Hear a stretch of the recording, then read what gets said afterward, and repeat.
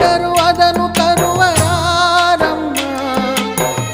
ಅವಳ ಮಡಿಲ ಸುಖ ದೊರೆತರೆ ಕೊನೆ ತನಕ ಎಂಥ ಭಾಗ್ಯ ಕಂದ ಈ ನಿನ್ನ ಬಾಳಿಗೆ.